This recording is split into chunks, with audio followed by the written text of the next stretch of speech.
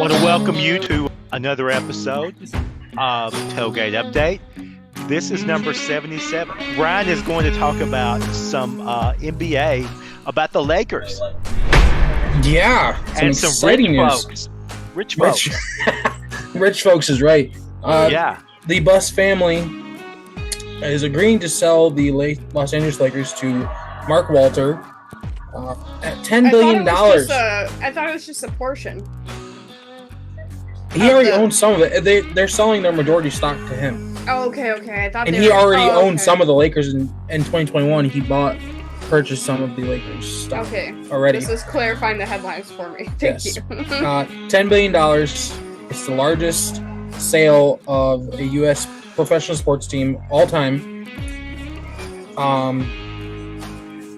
Walter is actually part of the ownership group that owns the Los Angeles Dodgers. I don't even know what to do with somebody that's that rich. Well, like $10 billion makes my eyes water, and I simultaneously don't believe that it exists at the same time. Middle class problems.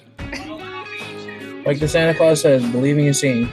Okay, I've heard about this being a thing, but I still have questions. $10 billion. Yep. I remember when I had a spare 100. Yeah, but I know. The Buss family has owned it from back in the 60s or so. 79. Well, they're ready to bust it back out of there. that early, okay. 1979, Dr. Buss purchased the team. Dr. Buss passed away 5 years ago? 10 years ago? Maybe that's a their while thought ago. process. And his daughter, Jeannie, has been running the operations for quite a while now. Yeah. She's actually going to continue to serve her role as Lakers governor. So, Mark Walters takes over as owner. Jeannie maintains her position, and I believe her siblings are going to maintain their position too within the organization. Well, Okay. I think they can afford to retire when they feel like it. Yeah. I'm actually looking forward to it. Actually, as a Lakers fan, I'm looking forward to it. I'm intrigued. I'm looking forward to see if they make any changes or anything else But going probably on. not, right? Because the same people are going to be running things, right? Well, it depends. Yes. You're the owner now. Yeah, I mean, you just said she's going to still be the runner of operations like before. She's going to continue being the governor of the Lakers organization, which she's been doing for a while now. And I mean, you never know. Pelinka just got an extension, and he also got, I believe it's like a promotion, another job title added to his resume. Well, he did pull off one of the greatest trades in the last 20 years. So he pulled off the biggest steal in the last 20 Yeah, years. Exactly. This is the best for trade. most of us, that's a crime, but for him, it's to fleece a team the way that Pelinka fleeced Dallas last season. It was just actually this season because the season's not over yet, but I can't believe he got away with that. Yeah. Oh, I was just, before we talk about the NBA playoffs, I was wanting to add one small note about a trade for the Memphis Grizzlies. They traded Desmond Bane to the Orlando Magic for 4 first-round picks and a first-round pick swap. Really? Yes, really. How does that make you feel? It's a big haul for a non-All-Star. You know? Yeah. It's a guy making $23 million a year. They trade him for 4 draft picks plus two serviceable parts. And the cool full circle part of it is the first point guard for the Memphis Grizzlies was Greg Anthony back in the day. He played for UNLV. And his son, Cole Anthony, was one of the two coming over from Orlando as a point guard. So I thought that was pretty cool. Yeah. 25 years apart. Now, you said this guy's making $23 million a year. $23 million a year. Yes. To be a non-All-Star? Yes, to be a non-All-Star. I'm aware. really working the wrong job. Memphis things. He's one of the highest. I mean, it's like Mikal Bridges brought 4 draft picks to enable the Knicks to do like a deep playoff run. He helped them, but he wasn't even like one of their top 2 players. And they traded away 4 draft picks. Some of these trades just makes no sense to me. I thought it was a really good trade for the Grizzlies side. Oh yes, of course. He's a great 3-point shooter, the best 3-point shooter in Memphis Grizzlies history. But that's a lot of flexibility going over the next 5 years. Everybody waved bye to him, but they were quietly happy about it in Memphis. Yeah. So let's talk a little bit about the finals just before we get into the finals. Tyrese Halliburton suffered a right calf strain. He underwent an MRI yesterday. I haven't heard anything about the results yet. He aggravated the injury in the first quarter of Game 5 loss, and he also has no plans of missing Game 6 tonight, which starts as we're recording this in like 5-10 minutes. So Tyrese Halliburton will be there.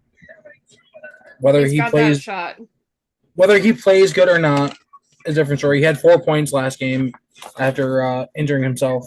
So yeah, he's got the turtle. He'll be fine. He got the turtle. He got the Patrick Mahomes shot. Exactly. Oh my God! Did you see all that news about people talking about Patrick Mahomes' dad bod? We'll have to discuss that. Do we have to? Yeah, I've decided. No, I don't know. Maybe. Okay. So let's get into the finals action here. Game 6 is tonight. OKC's looking to close it out. Let's see here. Game 1, Indiana took 111 to 110. Tyrese Halliburton had a game-winning shot with 0.3 seconds left on the clock. Game 2, OKC defeated Indiana 123-107. Game 3, Indiana defeated OKC 116-107. Game 4 goes to OKC 111-104, and that was, I think that was a game everybody was complaining about with the fouls towards the end of the game. So, surprise, there, right? Game 5, OKC defeated Indiana 120-109. I think it was Jameson Williams or James. What was his name? Williamson. Jalen, yeah. Went off for 40 in that game for OKC. I mean, he's like their 5th or 6th best player. So it's kind of like Iguodala going off in the 15 finals. Yeah, but I mean, he never went off for 40. He had some good games. I heard somebody go down a list, and the only other one in the list that wasn't like a LeBron or a Giannis or a Tatum or something like that, was Middleton for the Bucks. Mm-hmm. He went for 40 in the finals.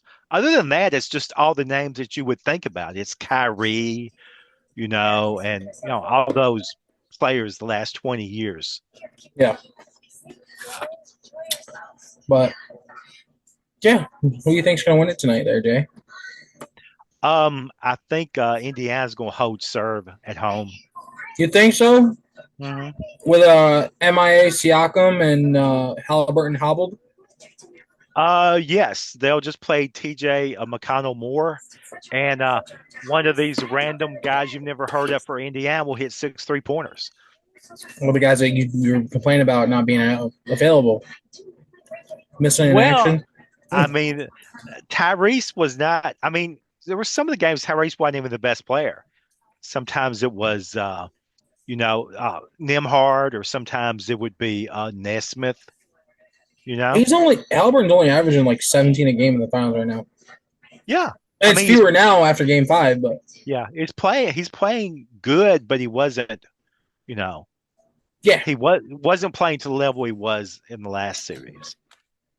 It's all centered on the finals, and I was surprised they released the LA Lakers news here right 2-3 days before the finals. I would have thought they would have held it till after the season, Nobody's watching the finals. They're trying to get people to look into the basketball again. Like, the Lakers, big name. Let's release that news now. It's kind of like when Tom Brady retired before the Super Bowl. Yeah. We'll get to the round ball, Major League Baseball. Technically, basketball's round 2. Yeah, Hitting them with small those round. hard facts. There you go. Okay, let's go to the diamond. Shohei Ohtani has returned to the mound after a 2-year recovery from Tommy John surgery. He pitched 1 inning, gave up 2 hits and 1 run with 28 pitches against San Diego 2 nights ago, I believe it was. Okay. So, and people are raving because he hit 100 miles an hour. Oh, I was going to say, I mean, my gosh, it's just killed his arm. He's down to 100 now. That should be good for the Dodgers rotation, pitching staff in general, because it's been atrocious, time and time again. Yeah. Well, that's probably why they rushed him back after only 2 years.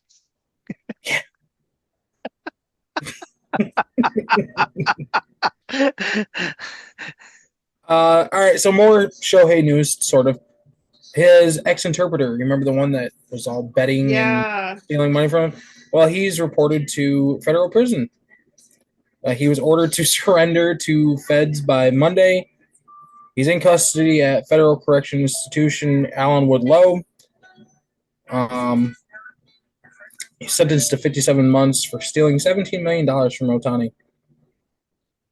So he is now in prison. My worst nightmare is going to jail. Ever.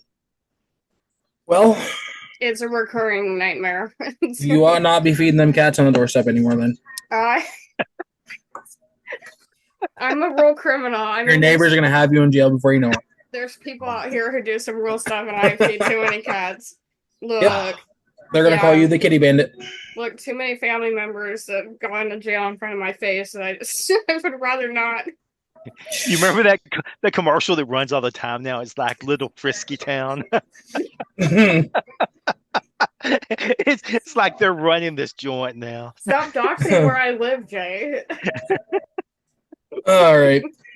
So the Boston Red Sox have dealt third baseman and DH Rafael Devers to the Giants. Red Sox have received left-handed pitcher Kyle Harrison, who I think they optioned to AAA. Right-handed pitcher Jordan Hicks, outfield prospect James Tibbs III, and rookie league right-handed pitcher Jose Bello. The Giants are going to recover the remainder of Devers' contract that runs through 2033. He's going to be paid greater than $250 million. Wow. So basically they're covering $200 million. Just about, yeah. That's insane. That's a lot of money to cover on the back end. Wow. The deal was pretty much made because he refused to move to first base when their everyday first baseman Casas, he went down with that knee injury we talked about. He ruptured his patellar tendon, I think it was. Mm-hmm. Yeah. They asked Devers to move over. He's like, nah, that ain't my problem. Which I think he was still pissed off because they went and got Alex Bregman in free agency to play third base, and they asked Devers to move to DH. And he started off the season 0 for 15 with 11 Ks. Wow. Something like that. But he's up in the 270s now. He's doing better. Wow. Let's do some college baseball. A little bit of news there. I don't know if you guys heard. I don't know if you guys paid attention. I don't know if you guys have that ESPN app that gives you alerts all the time, like I do. Okay. Arkansas pitcher Gage Wood throws the first no-hitter in Men's College World Series in 65 years. He had a perfect game going into the 8th inning where he hit a batter, ending the perfect game. He struck out 19 out of 27 outs, which is a record. And for context, no Major League Baseball no-hitter has ever recorded more than 17 strikeouts. I was going to ask that next. Wow, that's crazy. Yeah. So Max Scherzer and Nolan Ryan were the last pitchers to have 17 strikeouts and no-hitter. Yes. Yeah. I think I saw that. I did see that Cubs pitcher throw a 19 strikeout game one time. I think Ryan Wood. Is that Kerry Wood, the 20 strikeout game. Yeah, the 20 strikeout guy. Yeah. I came back from work earlier that day, and the guy had like 14 strikeouts. and I was like, I don't watch much baseball, but this is crazy. Yeah, Yeah, 20 he was Ks unreal. it was against a playoff team in Houston. The Houston Yeah, Astros were a it was playoff an team that year. afternoon game. Yeah, Yeah, man. But it's, 19 in college is crazy. that's another guy that had his career shortened with arm injuries. Yeah. I mean, way back in the day when I was covering Collierville baseball, I saw a high school pitcher pitch a no-hitter. Really? Yeah, he was the first. It was at the spring fling when they bring them all the state together to. This time it was Memphis, and I have no idea how many strikeouts, but he was like had a lot of weird stuff. He wasn't like a fastball pitcher or anything, but Oh, had a no hitter. It was the first no hitter for a Memphis pitcher in the high school, basically the high school World Series, I guess you call it. wow. Where was I? Oh, it's the third no-hitter in men's college World Series history. He's also one of the top prospects in the draft. He's a junior in college, and Arkansas is actually playing right now. Interesting. Wow. They play Very LSU, interesting. LSU, Yeah, we'll have to right? keep an eye They're on playing it. LSU right now. Yeah. Yeah. Yeah. Okay. That's the finals, right? Two SEC schools. I don't know what they're in. I think they're still in the Super Regional. Could be Okay. wrong. Okay. We'll have to watch what NIL deal he gets. Yeah. After that no-hitter, probably a lot of them. He threw 119 pitches, I think I saw. Oh, wait. Why You did I don't say see NIL that. when he's already in college? I mean, he'll get a good draft deal. Yeah. Yeah. All right. Let's move over to Major League Baseball, or back to Major League Baseball. Yes. The Tampa Bay Rays owner is in advanced talks to sell the team to a Florida group. Patrick Zalupski, he's a home builder in Jacksonville, is the potential lead buyer in the deal. It's a deal that, he builds homes. Who would have guessed it? Usually it's all these super rich people who would fail at any other business that wasn't their dad's. Maybe he's a home builder who owns a business that builds homes.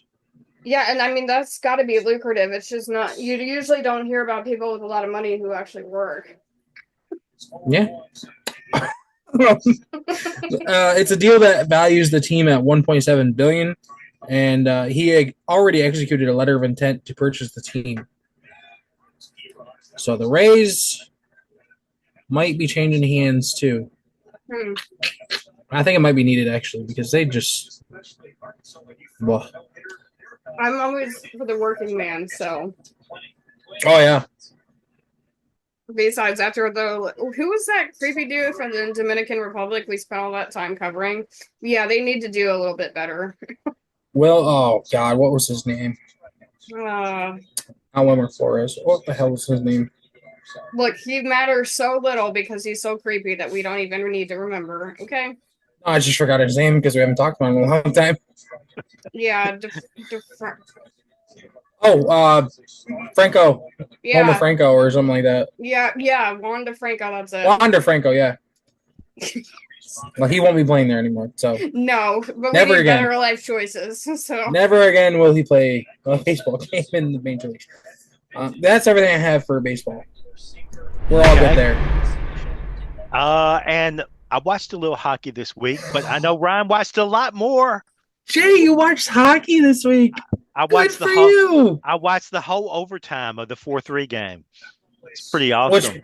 Which the 4-3 overtime game. Game one. Okay. Was it one or two? It was game one. Okay, I thought game one was a double overtime one. Nope, game two is double overtime. Yep. Okay. We'll get into that, Jay. We'll get into that. Okay. We have some things to talk about before we get to the final. Okay. All right. Like tomorrow's gonna be a holiday for me. Anyway, go ahead. You know, you say that like our episode's gonna release tomorrow. And people are gonna be looking at the calendar. What the hell is she talking about? Well, we talk about all these rich people getting richer. I get to be excited about something. Okay. Anyway, proceed. I'm excited that we can put like a sandwich board on Julie and she can promote our pod. Oh yes. Yeah, that's what I was gonna do tomorrow. I waited till it was 80 degrees and gonna rain for me to go out there and do that. The chalk's going to be leaking down the board because it's raining out. And she's watch our podcast. Yeah. Is it my tears or the rain? Who knows? Mixture. Yeah. Makes it extra salty. That's the best kind. I was fixing to say, have the little bell on there so they get some scrap. Yeah, so I get mugged. Yeah, that's a good idea. I'll know when I get mugged. What's that dinging? Oh, it's just Julie getting mugged. Don't worry about it. She's fine. All right. Chicago Blackhawks are re-signing forward Ryan Donato on a $16 million deal over 4 years. So he's going to stay in Chicago. A little bit of awards talk here. Winnipeg Jets goaltender Connor Hellebuck. He's going to win he did win the Hart and Vezina. Last name in a true crime case. Hellebuck? Yeah. No. Anyway, go ahead. He won the Hart and the Vezina trophies this year. He's the first goalie to win both since 2015, which was Carey Price in Montreal. Just another reminder of how old we are because 2015 was a while ago. 10 years ago. Yeah. This is his third Vezina in 5 years. He got 31 out of 32 first place votes. He also got 81 out of 91 first place votes for the Hart Trophy, which he beat out Leon Draisaitl of the Houston Oilers. Edmonton Oilers. Nice little blast from the past there. I know. Jay, remember when you used to watch the Houston Oilers play? Yes, I remember. They had Gary White Shoes Johnson, yes. Oh my God, Gary White Shoes Johnson. I wrote a really cool article about him because he did those dances. He did, and it was a brave thing to wear white shoes back in the day. It was a brave thing to do a touchdown dance because they freaked out when that one guy spiked the ball. It was kind of a tight time, okay? But yeah, so he's a thug for real, like in a good way. Yeah. Yeah. Okay. So he beat out Leon Draisaitl of the Edmonton Oilers. He's also the fourth goalie to win the Hart Trophy in the expansion era. Dominic Hasek did it back-to-back years in 96 and 98 through 98. I remember that.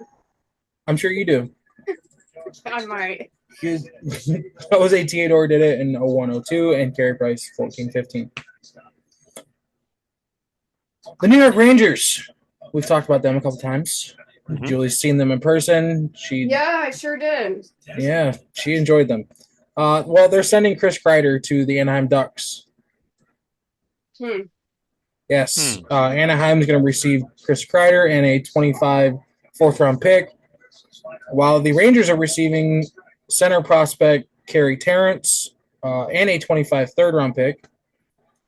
So the Ducks starting to make a little bit of moves here, make a little noise. They just got a new coach.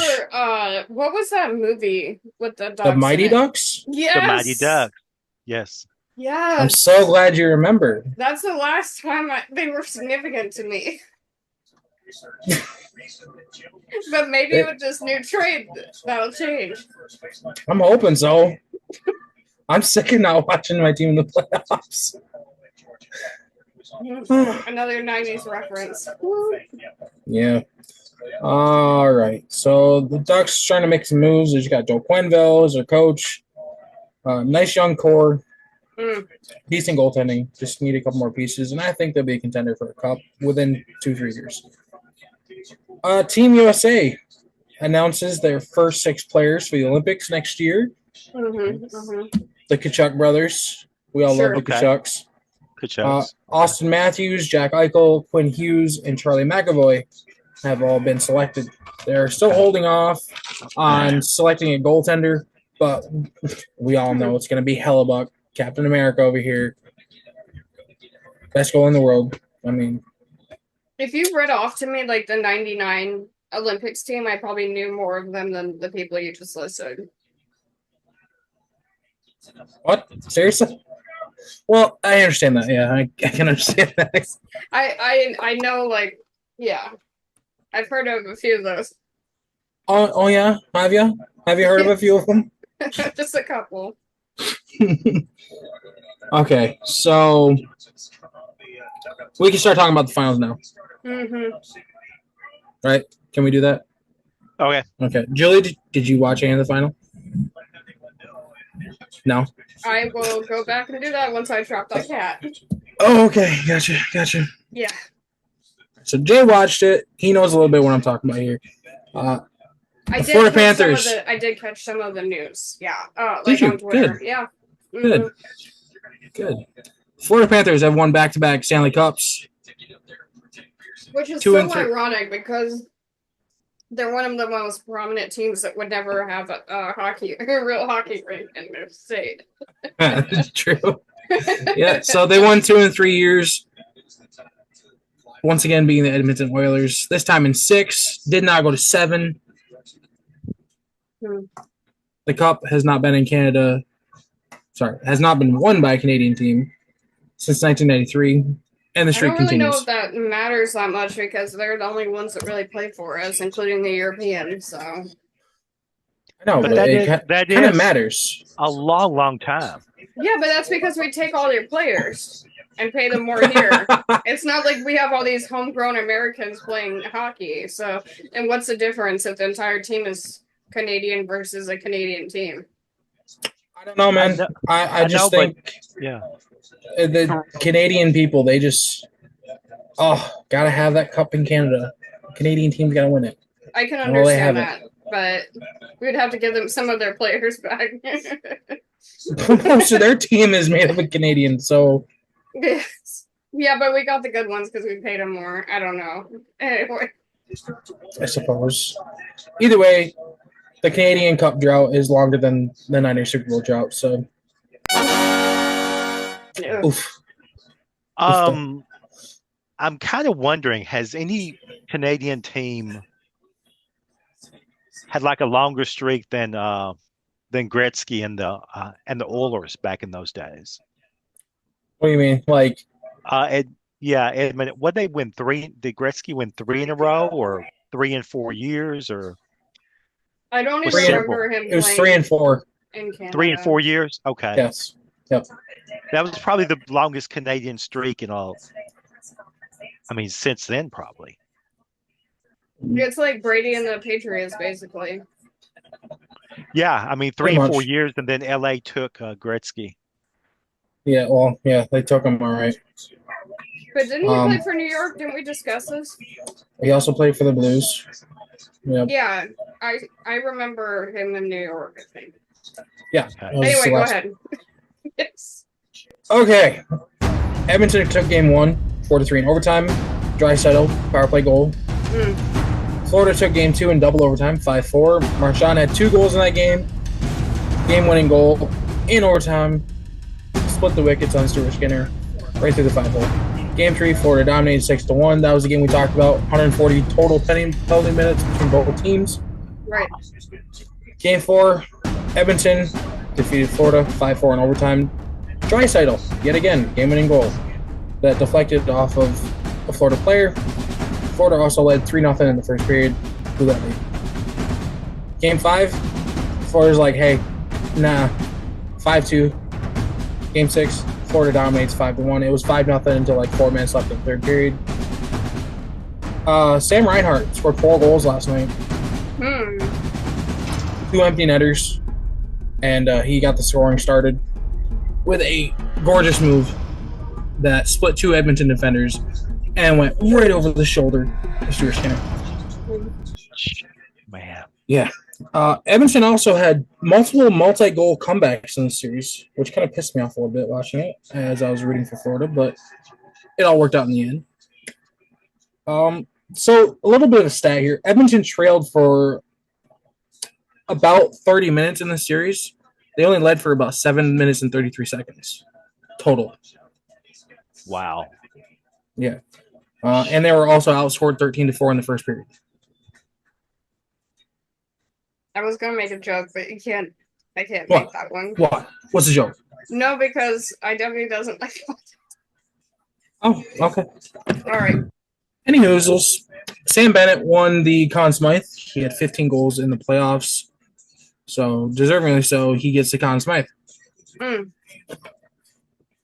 little bit of injury news here, just to kind of cement the Florida Cup win this year? Matthew Tkachuk. Remember we talked about him having the groin problem back in Four Nations? I do. Well, apparently he tore his adductor off the bone and was dealing with a hernia on the same side of his body. God. And he played through the playoffs with it. Oh. Meanwhile, my hips are stiff, and I cannot even imagine what tearing off the hip abductor would be like. yeah. Meanwhile, Sasha Barkov split his hand open in Game 1 of the Cup final.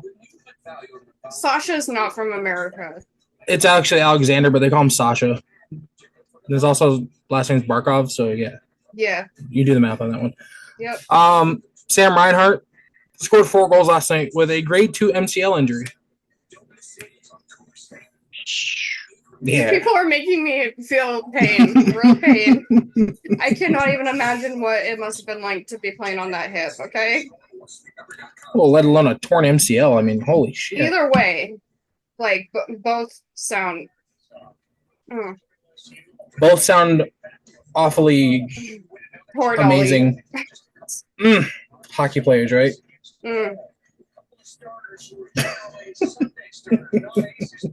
Our research team is really loud. I hope you can't hear him. So, hockey season's over. Oh, it'll be back soon. It'll be back soon, yeah. But hockey season's over, and I'm a little sad. But the Panthers have dented and cracked Lord Stanley's Cup. During their celebration, they cracked it. The cup part has been cracked. It's not the first time that's been done. I mean, the Pittsburgh Penguins threw the cup into a pool and then snapped the top off of it in 91. Remember, they had to scratch the name off of that one guy's name off of it. It was like the first time ever, or maybe the second time ever. I don't remember who it was, but I think I know what you're talking about, yeah. Yeah, they had to scratch the name off, so maybe they weakened it a little bit by taking one of the names off. So. Dang, that sucks. Like, you don't want to be the person who feels responsible for that. Yeah. Well, it happens just about every year. I guess when it's that old. Just about, yeah. Well, they replace the rings on it. I think every 10, 15 years, I think it is. Oh, so something like that. Or 25? I don't remember what it was. Before we move into the football portion, let me throw out something for about 2 minutes on the golf. Did anybody watch the U.S. Open last weekend, or at least the highlights? Nope. Watched a little bit of it, yeah. Okay, the highlights for that guy, it was incredible. Again, one guy just had it. He was 2 shots ahead, 7 holes to go. Just got hold on. Everybody around him was going backwards, and he was staying static. Okay, right. And then the rains came. Okay, hour and a half rain delay. And one of the guys is sitting there and waiting, and the other guy, which is JJ Spawn, he's sitting there and waiting, and maybe talking to his kids. Wife brought his kids with him and everything, and he comes back after the hour and a half, and he just catches fire on the back 9. He shot a 40 on the front 9. Okay, yeah, which as a pro golfer is not a good thing. Okay. And then on the back 9, he makes a birdie on 12. He makes a birdie on 14. He's getting there on around hole 16 or so. The guy that's with him is just falling apart. Okay. Burns. Sam Burns. I mean, it sounds like a name you would make up for like a hotel or something. Okay. Yeah. But that's the guy's name. Now, he was 4 under to start the day, right? Yeah, he was well ahead. He was 3 shots ahead of the third place guy. Yeah. So he was playing good. Everybody else was sliding way back. The rains came. They were going to go finish, but he really fell back. I think it was 2 double bogeys on the back 9. But it went from like a runaway to a point where with like 4 holes to go, there was a 5-way tie at 1 over. Okay? Yeah. And to let you know how long it's been since a guy has won at over par on the golf tournament, it was a very, very young Tom Watson. Okay? Think about that. This was like about 1970. you know, and he beat Nicholas, but it was like a +1 victory at the U.S. Open. But five guys tied it, one over. Most people kept sliding back, but J.J. Small made a birdie on 17. And so what he's got to do is make a par on 18. So he lines up for a 65-foot putt and he drains it to win the tournament, which that's not done. It wasn't just any putt. That was the most tipsy-turvy putt I've ever seen. It was crazy. It was like a double breaker. It was like wet. They had no way to gauge it. I mean, people were making 3 putts all the time on the back nine, even in good conditions, much less than that wet. Yeah. You know what it is? It's my best golf game ever is the one that my dad came and watched me at. It's his kids. Oh, yeah, definitely. Yeah. Having the time to talk to his kids, that's what it was. Yeah, I think that definitely would do it. I mean, it's just one of these things to where he won it age 32, I think. But anyway, it was very refreshing to have somebody that you've never heard of to win it. And it was very refreshing to see an actual tournament, not somebody winning it by like 5 or 6. And plus, it's like, you know how funny it is to watch like a horse race that's run in the driving rain? It was fun to watch golf in the driving rain. Look, it was crazy at one point. As a former Washingtonian, that's pretty much all I played in. That would make sense. I didn't know you could do rain. I didn't know you could play golf without the rain. Sam Burns asked for a ruling on the 17th. He thought there was some standing water around his ball, and he didn't get the ruling he wanted. And then he appealed the ruling to get a second course official. And I've been watching golf for 40 years. I never knew you could appeal a ruling of the course official. And the guy came by. He said the exact same thing. He says, there's no standing water there. And then he hits the shot. There's so much water on that ball. I swear it looked like he was hitting it out of the ocean. You watch the highlights, you're like, where's the ball? It's just all water coming out from where his club hit. And you're like, he hit a decent shot, but it was still no way it was going to put him in position. There's no standing water there. Yeah, exactly. 2 different guys said there's no standing water. Oh my God. And everybody on TV says, you know what? There might have been some standing water there. He might have had a point. Smidge. Yeah. So it was such a crazy. I'd be so mad if I asked 2 different people to look at it and they're like, we don't see nothing, and then like a tsunami comes when you go to hit it. That guy fell apart. I mean, he hated playing in the rain. Like I say, he had 2 double bogeys after they came back from the rain delay. No one likes playing in the rain, Jay. Especially when you have to carry your own stuff. They get it easy. This guy, Spawn, he managed to hold on even with the rain. 4 birdies in the rain. So I don't know. Anyway, that's all I've got for golf. It was just very entertaining to see a very atypical major. Not the same 3 names you always hear, We didn't even hear DeChambeau. Gaslighting too. Yeah, that's the thing. You hear DeChambeau, you hear McIlroy, you hear Scheffler. Didn't even have to hear DeChambeau's name after Friday. Didn't make the cut.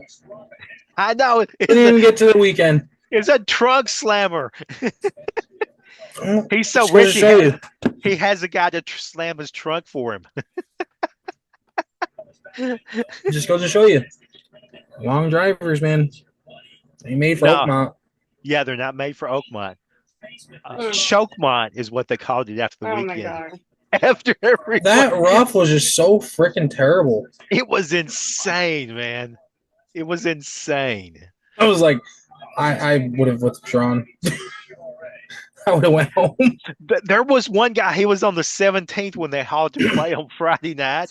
He was 5 shots off the cut line. He just withdrew and got on his flight.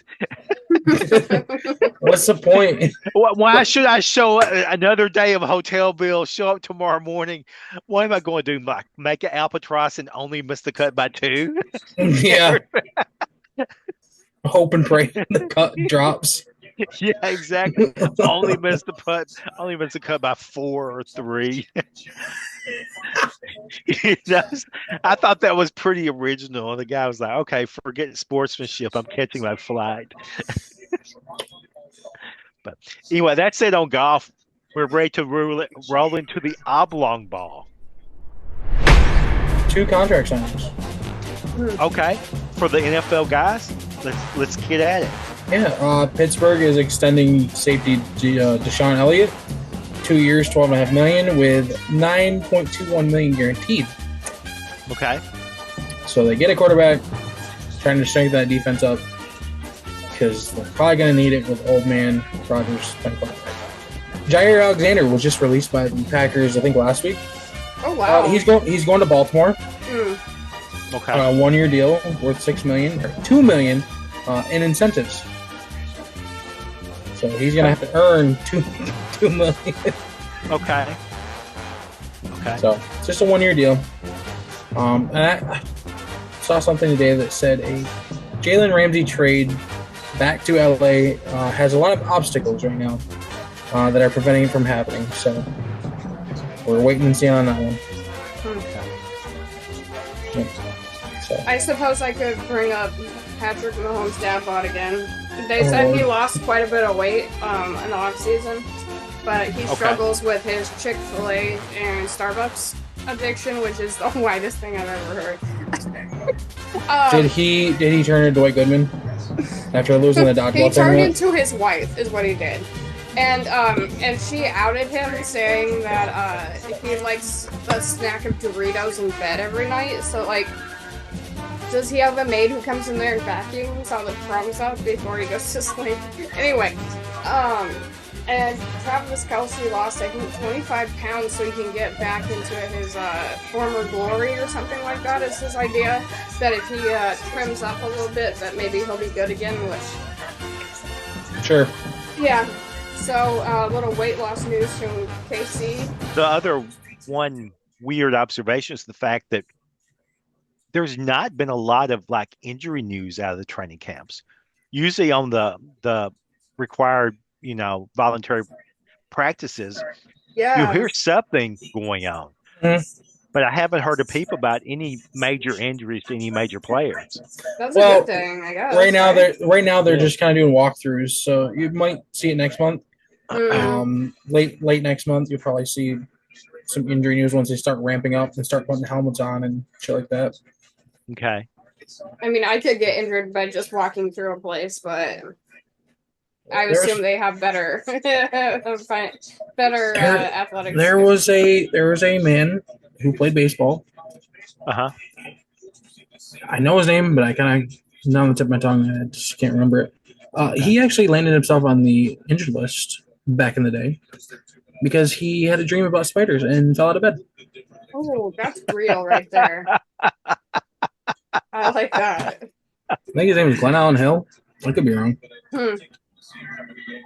I might need to write that one down for a future reference. That rivals the Kirk Cousins one. Wasn't Kirk Cousins the one that he rammed his head into the concrete to fire up the team and got a concussion or something? No, that was, oh my God. Oh, I know. Sean Hill. It was Sean Hill? Sean Hill, way back when. He did it when he was with the Rams.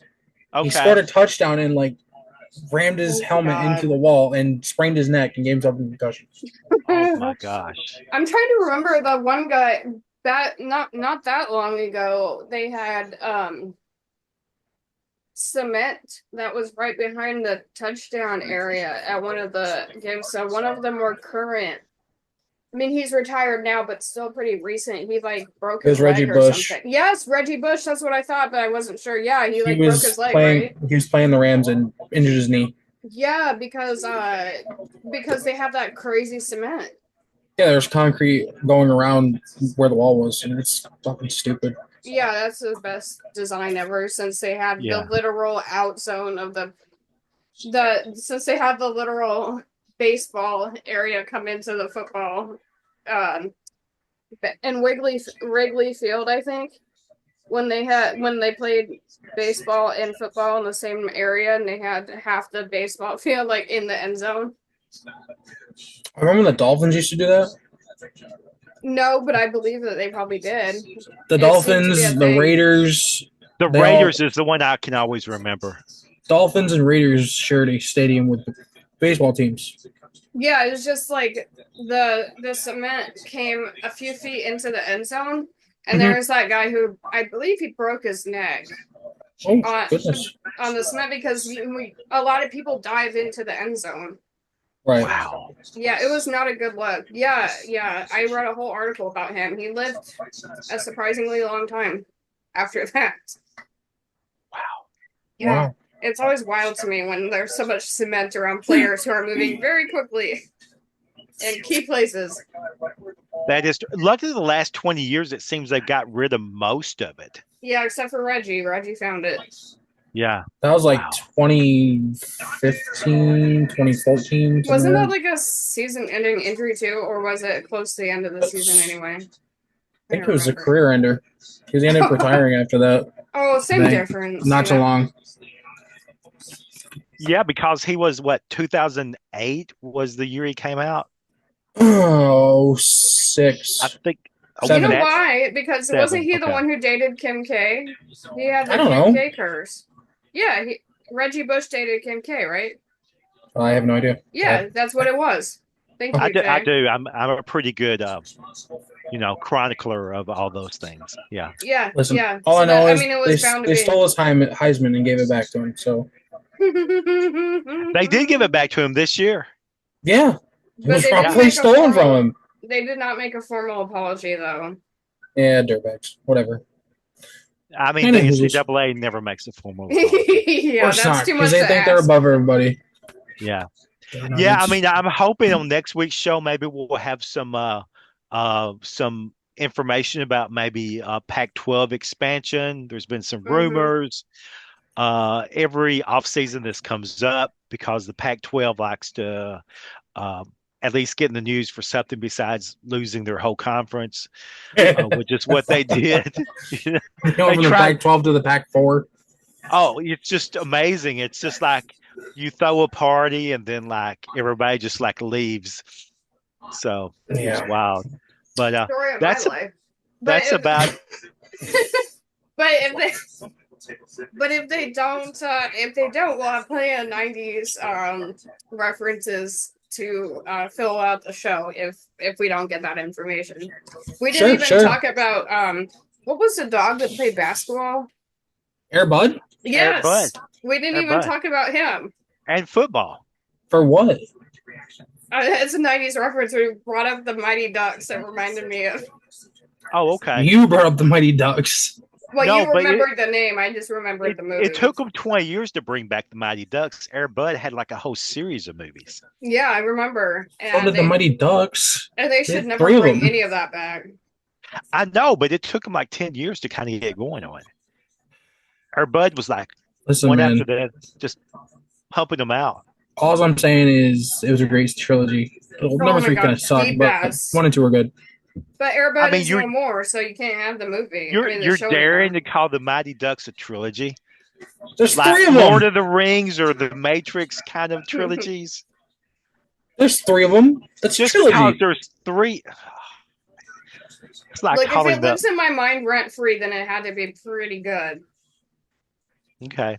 Yeah, because I barely know any movies. So there you go. All right, All so right. we'll find more '90s references if we need them. Yeah, Sure. and I was going to say, Julie, can you talk a little bit about what you're writing about this week? Yeah, it's Pride Month, so I'll be writing more about that. I wrote about Bradley Kim, who was the first gay service. So I'm trying to remember the word for it. He was going to the Air Force Academy, so he was the first person to come out of the closet in a academy for military. Okay. Yeah, so that's the word I'm looking for. In 2018, very brave, considering it wasn't that long ago that Don't Ask, Don't Tell concept was in the military, obviously, and still kind of lives on. So, and is in every locker room across America most of the time. And so, it was a really big step. And now he's a artist And so he sings about some of his traumas and stuff like that, like having to repress that for most of his life. So, well, early life as an athlete. Anyways, so very inspiring young man, and cool music. He's like an indie pop guy. So I wrote about him. I'll be writing more articles about that. I already finished my UFL article, so we finish out the season. Make sure to keep up with our UFL stuff because we cover every game every week and all the postseason games. And Jay's gonna write us a killer UFL article that sums up the season and the award show, so that'll be awesome. Make sure we keep up for that. And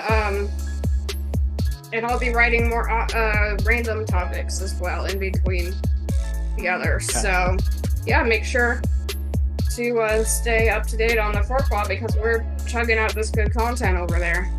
Yeah, I was going to say I did write an article that wasn't UFL this past week, and it was about one of the squads of the gods, and it was about the University of Memphis Tigers, the running back team, which had 5 different players from a running back backfield that were signed in the NFL 5 years after draft.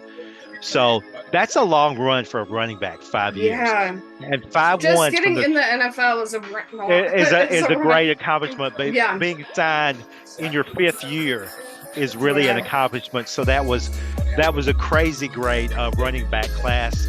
And I'm going to be trying to do these occasionally. I'm thinking probably University of Michigan, there was an offensive line class about 2018-19 that was just really, really good. Most of those still playing in the pros, and I think one's an all-pro. So assuming I find 4 or 5 of those, I think there's 5 the last time I counted, assuming they're signed to a contract to do that. And you all know that there'll be at some point, there'll be like either a tight end from like University of Iowa or like a Penn State linebackers class, something like that. Kind of what you would expect. So just for the guys with the consistency to stay attached. Yeah. So, yeah, anyway. We love that niche for you. So we'll be excited to see more of those come out. I hope other people are too, because it only happens like maybe once every 20 or 30 years for a university. So I want to bring some highlight to that. So that's it for me. I'm Ajax Mim on Twitter. So and it's Miller Crime, and that's only funny if you understand 90s references. And make sure to like, subscribe, and hit that notification bell. Let's get that subscriber account up. We're very proud of all our subscribers. We have a fantastic group of y'all, and if we have enough, then I can afford to wear some of Mike Tomlin's wife's NFL collection. So we all want that to happen. Yes. Up over 1,500 now. That's awesome. Mm-hmm. Whoa, great. Yes, thank you, everyone. Okay, we'll see you all next week. Okay, bye-bye. Bye.